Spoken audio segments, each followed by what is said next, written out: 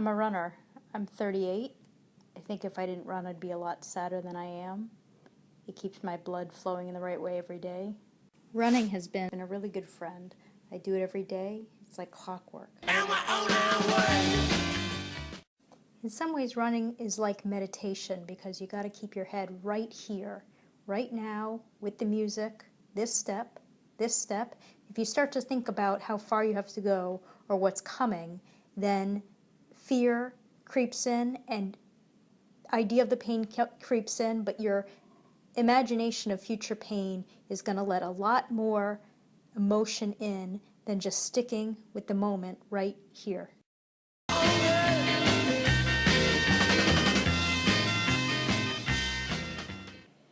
Your head goes into a meditative space when you run too because it thinks differently. Intensely private, full of adrenaline, watching other people go slowly in their day while you're pumping fast. It all lends to this strange, amped up pride. My head goes somewhere very playful when I run. I can look down at my laces and say, "Ooh, the white, it looks like bone."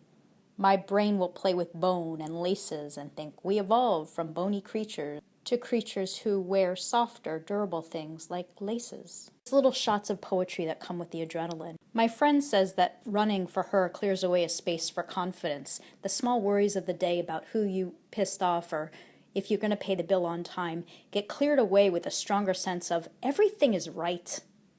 My pride can get bizarre. I usually run with my shirt off, and I love weaving in between New York City traffic. And then one time when I was on the bridge, it was so crowded, and then I noticed there was a processional coming, and there was a priest at the head of processional, and I could have stopped, but I thought, no, I'm on a run, and I pushed him, and there might have been a cop too, and I just kept going.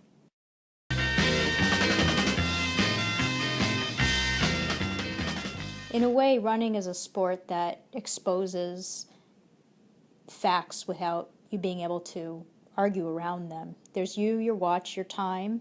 There's how far you go. Most races these days, the times are posted to the internet. Still, look at this. This is my watch as it read immediately after I finished the Boston Marathon. For years I told people I wanted to break 3:10 in the marathon. By what my watch says, I didn't quite get the goal because I was 3 seconds over.